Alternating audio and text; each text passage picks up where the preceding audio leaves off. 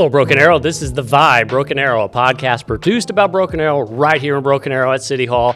I am Communications Director Aaron McCulloch for the city, and this man needs no introduction, but we will anyway. The City Manager, Michael Spurgeon. Mr. Spurgeon, how are you doing today? Man, I am awesome. I have been excited about I was looking at my calendar this weekend and what I had going on. I was super excited about meeting with you and doing this podcast today to talk about the 2026 General Obligation Bond Initiative. Well, I knew you'd be excited because this is the third one that we've done where we've talked about the various phases and the steps as we're planning for this 2026 General Obligation Bond.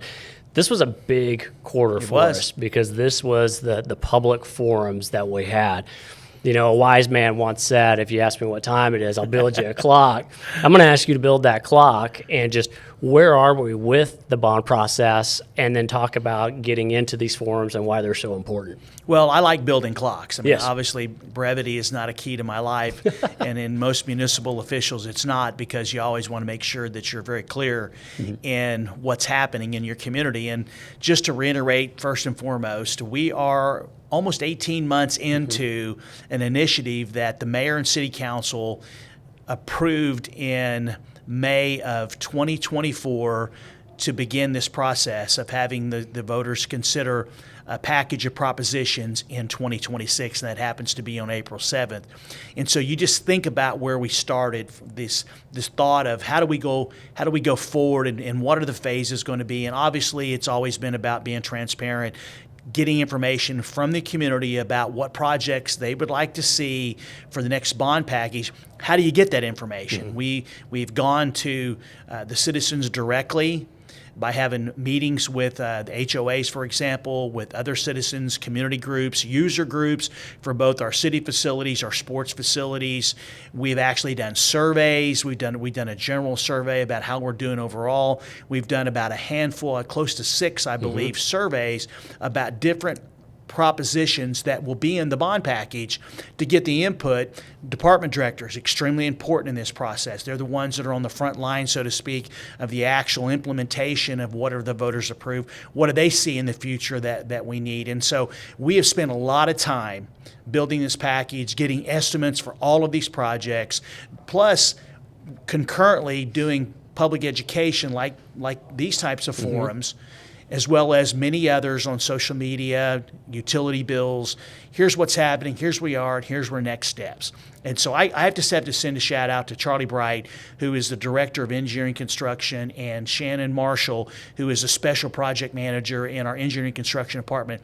They have done phenomenal work. It has been incredible to see the amount of work that they have done to get us to this point, and I couldn't be happier with where we are right now. And we're going to talk about this last month. I'm telling you, Aaron, it was incredible to see the engagement.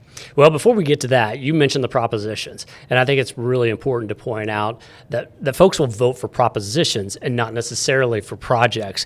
Can you talk just a little bit about those propositions and what's being considered for this general obligation bond? Okay. Ultimately, the city council makes that determination. So the mayor and city council at some point will have at a regular meeting, they will pass a resolution calling for the election on April 7th, and they will pass an ordinance that gives specific details on what projects will be in the various propositions. Now, once again, ultimately the council decides, but I truly believe it is very comfortable in me saying is that there's going to be at least 6 propositions that are going to be on the bond package. First and foremost, transportation, which I call all things asphalt and concrete. Okay. Streets, roads, street maintenance, road widenings, intersection upgrades, curbs, sidewalks, connections. There are a couple of bridges we actually need to build as a part of our road system. So that's anything asphalt and concrete and related to that. That's number one.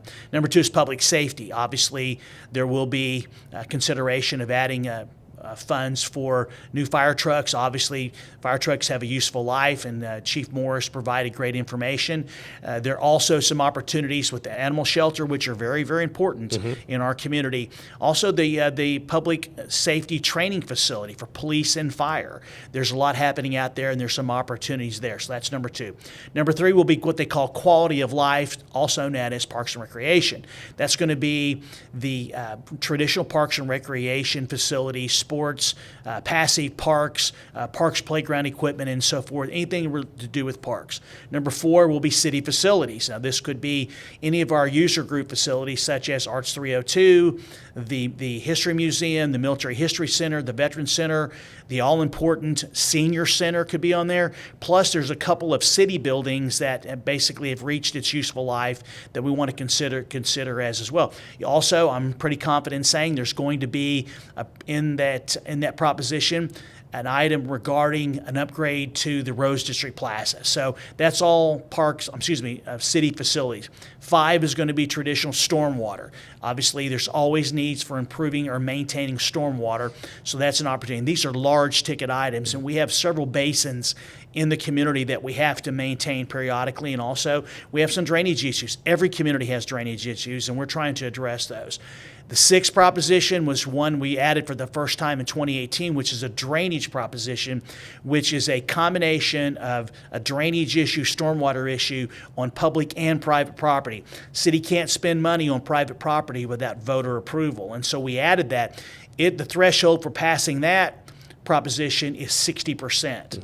And I believe we got close to 74% in that proposition in 2018. Now, those are the traditional 6 that I could see council. They're also considering 2 others, which I'm sure you're going to want to talk about. Number 7 could be a partnership with the Tulsa County and City Library System for a new South Broken Arrow Library. Right now it's located on New Orleans or 101st, right there just west of Aspen on the south side. The proposal they're actually asking us to consider could double the size of the space of the South Broken Arrow Library, and it's one of their most highly used in the entire Tulsa County system. And I can tell you, we did a survey on that, and the support that it received was tremendous, and the folks being willing to actually commit basically city dollars through the issuance of bonds for that partnership. And so that's a $12 million project, and I believe the library system has approximately $7 million. So we'll see how that goes. And then there's an 8th proposition that is currently being considered. We have right now a survey out, and it's regarding our sports facilities. I mean, they have reached the point where they need upgrades. They need some expansion. There needs to be just a number of overhaul and improvements to those facilities, not only for playability for the players, but also they're huge. I mean, huge economic development drivers. And so that's something we had a survey out. Council's going to look at the results of that survey. I believe on October 21st at the council meeting. As a matter of fact, you're going to make the presentation on the results of it, and then council could be considering something with specifically to a sunset. I want to repeat that a temporary increase in sales tax with the sunset to provide funding for all of our sports complexes. And so that's the breakdown. I know you like to talk about those. Yep. We have to decide. Here's what's interesting. We have approximately $400 million of property tax consideration. We're going to keep the tax rate exactly the same. We have to decide what percentage of each of those propositions, 1 through 7, would be allocated if it's $400 million. And traditionally, we're going to need to be around 45% for sure, I would say, for transportation, which is your asphalt and concrete. And that's what really drives people, because obviously it's so personal, being able to get to work, get the kids to soccer or actually a fast pitch softball practice. It's very, very important. And so just to get around town. So you look at what that could be, 180, 190 million, which rest of it has to be divided. And so hopefully that gives you a little bit of framework to work with. Yeah, absolutely. I mean, and there's so much there when you talk about 7 different propositions, the potential 8th proposition. I know going into this, and early in summer, we had around $1 billion worth of project ideas that had been sent in to be considered, and this is through our meetings with HOAs, civic organizations, the work of city department directors, and that sort of thing, to really bring all these ideas together. We've been able to get that $1 billion down to $600 million. But as you mentioned, our bonding capacity is only at $400 million. And that's important because that's going to keep that property tax rate the same, because council has been adamant, do not increase property tax rates. So we're looking, that threshold is $400 million. So we got to pare down $200 million. It's from 600 to 400. That's where these public forums over the last month have really come into play and are really important. Talk about these public forums and why we needed to meet with the citizens to hear from them. Well, let's go back to building that clock for Okay. a second here, because I think it's important to know where that billion or $1.2 billion came from. So we work every day to provide the best city services and to maintain the best quality of life we can.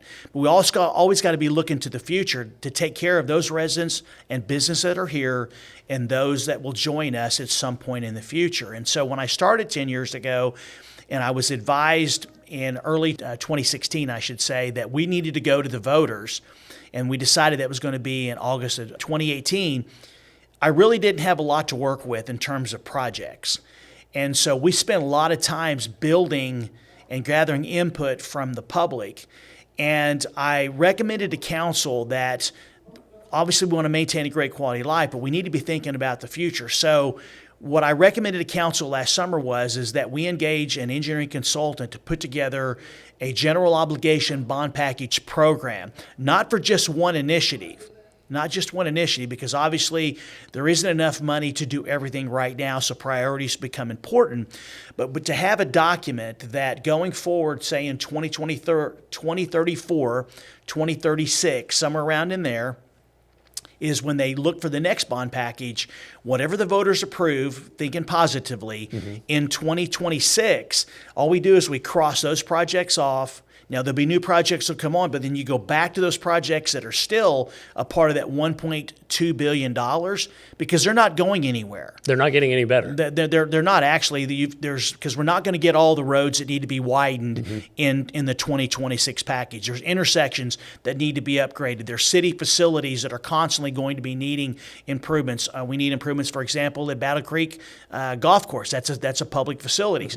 So whoever is in the leadership of the city in 2034, they actually can take that document, they can look at it, update the estimates, add any new projects, and they've got a great base of support to present to the public when they start talking about doing the transparency module of what would you like to see, here's what projects we have, and doing the exact same thing that we did. And so that's why it's very important that I talk about the history and what's being planned for the future. No, I'm glad you did that. And so that does lead us into the public forums, because we did have some leftovers from the 2018 bond. And when I say leftovers, projects Yes. that did not make the cut there, that have obviously stayed through the process here and are being considered for the 2026 bond. And so now these public forums, this is where folks are able to come in and they're able to see the whole menu, if you will, of items, projects that are being considered. What's the goal here? What are you looking for whenever you set the schedule for these forums? Well, the goal was to provide our citizens a hands-on opportunity to come to meet with the mayor, the council, the leadership team, and the various user groups that have asked for the council to consider something in the package for April of next year. And so we had various stations set up at all three of the public forums with a menu of the projects that are still up for consideration, the approximately $600 million.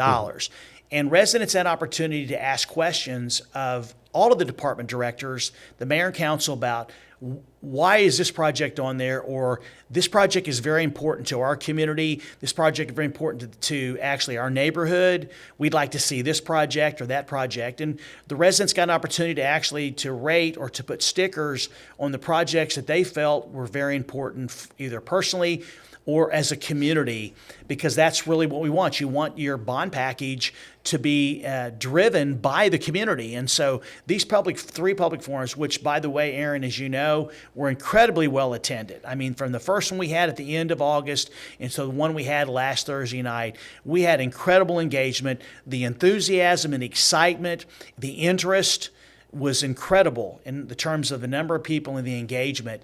And it's really just give them a firsthand opportunity to hear from their city leaders on which projects are up for consideration and for us to hear from them. Now, the results of those basically stickers and the comments that were made were being tabulated right now. And I'm going to be seeing those later this week or in early October, because now we're at the process. It's going to be a painstaking process. Don't get me wrong. To go from $600 million to $400 million, because honestly, any of those projects between 4 and 6 is probably a worthy project at this particular time in our city's history.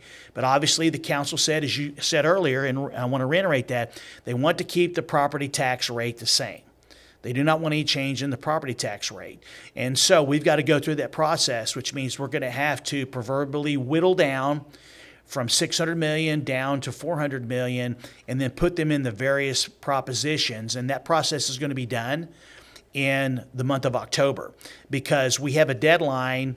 Obviously, legal, actually, when you talk about who's driving the car right now, engineering construction, Charlie Bright and Shannon Marshall are taking turns who's driving the car. But at some point, they're going to move out of the way and it becomes Trevor Dennis, our city attorney and special counsel, because they're the ones that have to get the bond language together that citizens can go in and they can read the proposition and they will know what it is they're voting for. And that's not a easy process because they've got to look at all the projects, determine is this the right place for it where it needs to go and which proposition. That's probably going to be done in the month of November, early December. And concurrently, we're actually going to be meeting with the city council members to show them exactly where we are. And my office will be required to actually make a recommendation of how we reduce the remaining proposed projects from 600 to 400 million, with everything culminating with the council acting upon calling the special election and the ordinance with the projects on January 6, 2026. So at these three public forums, give us an idea of kind of the conversations and the actions of citizens, how they chose which projects were high priority for them, important for them, that sort of thing. And then I'm curious what you were hearing from citizens as far as their takeaways from seeing the projects and that sort of thing. We did hear some about the projects that did make the cut last time. We're not automatically assuming every one of those are going to make it. But what I heard was, why are we considering these roads? Or I heard from user groups, people that supported the user groups for city facilities, for example, the senior center. I mean, obviously, we have one of the most amazing and I believe best senior center program and facilities in the entire state of Oklahoma, and that's a lot of time and effort we want to maintain because our seniors are extremely important to us in this community. And so we heard a lot from folks about the importance of that. What we're doing is looking at actually expanding the senior center to accommodate the growing number of members that are actually utilizing that facility. Heard a lot about the senior center. I heard a lot about the Arts 302 building and how well that's doing and providing opportunities for our kids and adults. I heard a lot about other buildings, about the Military History Center and the need to expand that facility. Heard about the Veterans Center. Heard about different road projects around town that we need to actually to be able to move traffic safely from point A to point B, east-west roads, north-south roads. So really, I wouldn't say there was anything that was surprise to me from the residents. I would say the two things that I had the most conversations about specifically for me is, what do you think about the community center the city is considering for Elam Park, which would be in the southwest? And should that make the package, and should the voters approve it? You're talking about Dean Haas in the north, Central in the center, and Elam Park in the southwest eventually. I heard incredible support, just like we did in the survey, for that community center. Especially people want a walking track. They want to be able to walk indoors. That was something that was very, very requested. The other thing is our sports complexes and our sports facilities. I heard a lot about what's being considered, especially with the survey. I heard a lot about that in the third package. We had all the user group representatives were there, from fast pitch girls softball to Little League baseball, challenger sports for adult softball, soccer, football. They were all there answering questions. And so to me, it was just an overall great way to talk about what we're doing. And the enthusiasm, I can tell you, people seemed extremely enthusiastic and excited about the fact that they were going to be given this opportunity to vote on these projects next April. So you hit a little bit on the next steps a little earlier. And so a big part of these public forums was that citizen input. That's going to be compiled into a pretty comprehensive report. Then from there, that's when we're going to be able to break down some of those $200 million that we need to remove out of there so we can get to that $400 million. That list, the recommendation is going to be given to council. They're going to review it, and then they'll make a determination on the final list, December, January, that sort of thing. I want to talk about this potential proposition that you hit on earlier. Yes. This is a proposition that would fund improvements to the public sports facilities here in Broken Arrow. talk just a little bit about how different this is from the quality of life / Parks and Recreation proposition that is being considered. I think it's Prop 4 for the bond, or maybe Prop 3. What's the difference here? What are we looking at? Well, obviously it comes down to there just simply isn't enough capacity in the $400 million to be able to accommodate the upgrades and expansion improvements that need to be made to our sports facility. And a large reason is because there's a community center, which is around $40 to $50 million. And like you said, from what we've seen in the surveys, there is very big support for a community center in the south part of the city. Very strong support.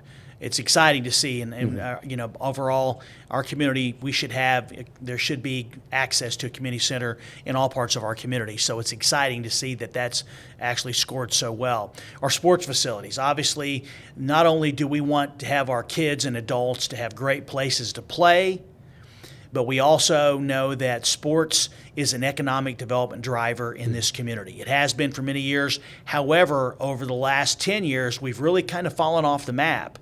And that's because we don't have the turf and the other improvements that the parents of the kids are looking for when they're making commitments, these huge financial commitments to actually go to tournaments. It used to be years ago, it was, depending on how you wanted to go, it was Kansas City, Broken Arrow, Dallas, or Dallas, Broken Arrow, Kansas City, whichever direction you're coming from. What's happened now, with all due respect, it's gone to Kansas City, Northwest Arkansas, sometimes Broken Arrow, and Dallas. Mm-hmm. And the challenge is that we had a lot of rain this past spring, which really, I would say, wiped out most of the tournament seasons for basically Broken Arrow. And that creates not only amazing places to play in our community, but also basically drives hotels. It drives restaurants. It drives ancillary purchases related to while your family or your grandparents are basically here watching the kids play. And we just have that opportunity. And so we talked to all the sports facilities about the possibility of having an eighth proposition, which would be a temporary increase in sales tax. It would be 0.5 cent for 5 years with a sunset clause. And based on the information I've received from finance, that would generate, if the voters approved it, that would generate about $10.6 million a year, or $56 million over 5 years. We could actually use the voter approval, and we could go to the bank or financial institution, and we could borrow approximately $52 million and pay it back over 5 years to complete the specific improvements for each of the 5 sports organizations that we actually support and actually fund, either with the use of the facilities or financially in certain ways with helping them with maintenance of their complexes. If the voters approve it and then council basically approves with this, and I believe they will, is we would actually go out, use the money from what we borrowed from the voter approval, and we would design all of the complexes at the same time. So that means fast pitch softball, baseball, football, soccer, and adult softball. Actually, we'd begin to design improvements that are approved not only by the user group, but also by the council. That design process would take about a year. Mm-hmm. And then once all the designs are done, then we'd immediately go to public bid for all of the improvements. And then we'd have to work with the user groups on to shorten their schedules at the beginning or the end, obviously, because these improvements would be significant, such as turf, new lighting, general improvements to their infrastructure like parking lots, sidewalks, fencing, drainage, all of those improvements, because our facilities have become dated and there hasn't been major improvements or actually funds committed to them for many, many decades, okay? Once you think about it, once the design's done, once the work is completed, the kids of the parents that voted for the bond package would be able to use those facilities. In other words, we can get it done in 3 years if we did by way of a sales tax. If we did it by way of the general obligation process, it would take 10 years to complete the process. Because explain a little bit about that, because I think there are questions out there. Well, if you can go ahead and borrow the money for this, why can't you borrow the money for the bond projects, for those prototypical, for those traditional bond projects? Explain what the difference is there between the use of property tax and the use of a sales tax. Well, if the voters approved a temporary sales tax, we now have a legal authority to borrow against that voter approval because it would be generating sales tax, which would cover the debt service, the principal and interest for a period of time. In this case, it would be 5 years.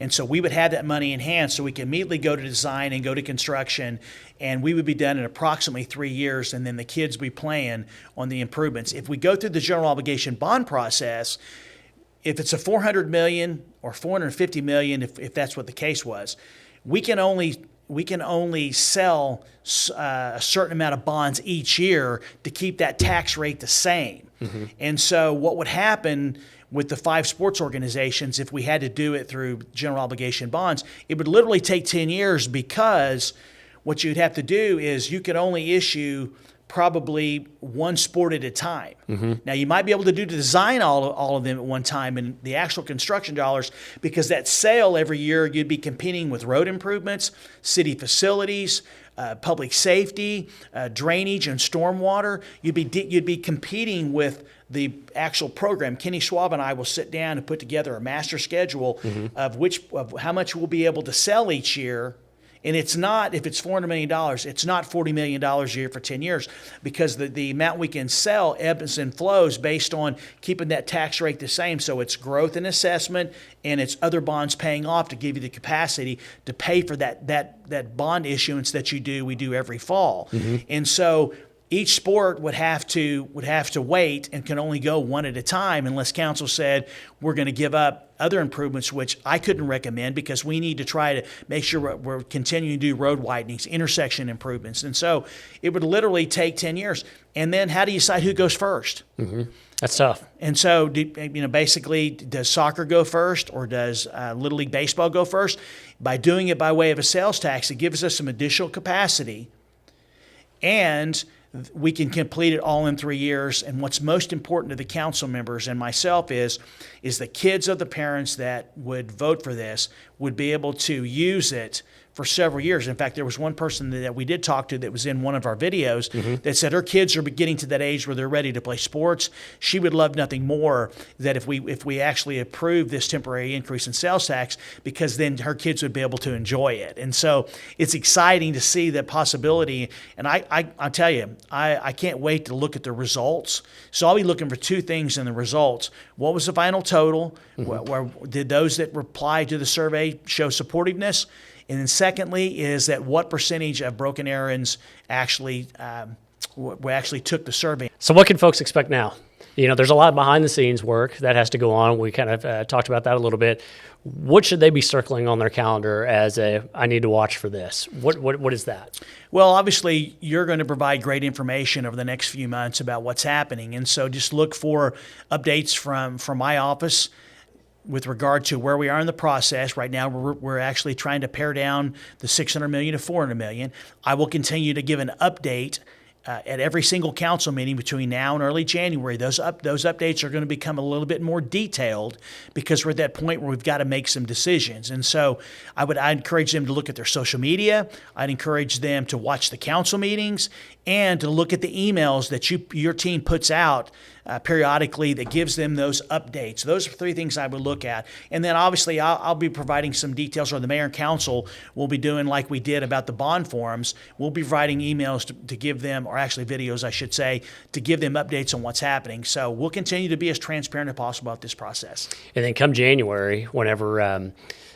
city council calls for the resolution for the election, what does that process look like after that? Are you going to be going out into the community? Is city council going to be going out in the community and kind of doing some education and talking to folks about that, with HOAs, civic organizations? How can they get involved as far as when we start to get closer to when April, 7th, 2026 happens? Well, we call that the public education phase. As soon as council actually approves the ordinance and calls for the election in early January, of course, we're working on it right now, this whole public education phase. Probably around, there'll be a little bit of a lull in terms of public education ramping up. Mm-hmm. I believe around February 15th, 2026, February 2026, it's going to rock and roll. I mean, we're going to be out at HOAs, we're going to be at community organizations, we're going to have public education pieces on social media. There'll probably be something in utility bills for the months of February, March, and early April for those that are in the different cycles. It's going to be just probably 60 days of just providing great information about what's in each proposition. We can't tell the people how to vote. That's something that we just can't do, but it's going to be videos. It's going to be communications, like I said, in newsletters, social media, so forth, just telling people, here's this proposition, more information. Plus, we're going to have this big, beautiful booklet that's going to go to every household towards the end of March, early April, that outlines each proposition, what projects are in there, what projects have been named. And so so our goal, the council and myself, is that when you walk into that voting booth on April 7th, you're going to be well informed because you're going to know what it is, because we've been delivering. If you look at the 2018 bond package, 2014, our drive-in BA, I mean, that segment, other segments, I mean, we spent a lot of time actually, here's what we said we were going to do, here's what we've done, and here's what we did. Because we want to maintain a high level of trust amongst our citizens. And just to wrap this up, is one of the slides I showed at all three of the meetings was the history of the support we've gotten from our community. And it has been unlike any other community I've ever seen. The level of support, the continuous support for all of our bond packages, because our citizens understand that if you want great improvements, you have to pay for them. And they've been willing to come to the polls and support those projects. And as a result, we're the 12th best city to live in America, #1 city in Oklahoma, best quality of life. And it's the residents and their commitment to help us is the why we have that designation. And we got to work hard to make sure we keep that designation, because that's what they expect of us, and we're going to meet those expectations. Couldn't have said it better myself. I look forward to meeting with you next quarter so we can update the folks on the progress. Let's do it. I'm ready. Thanks, sir. Appreciate you got it, my friend. The Vibe Broken Arrow is produced by the City of Broken Arrow. Thank you for listening. Don't forget to subscribe to hear more about Broken Arrow, the city where opportunity lives.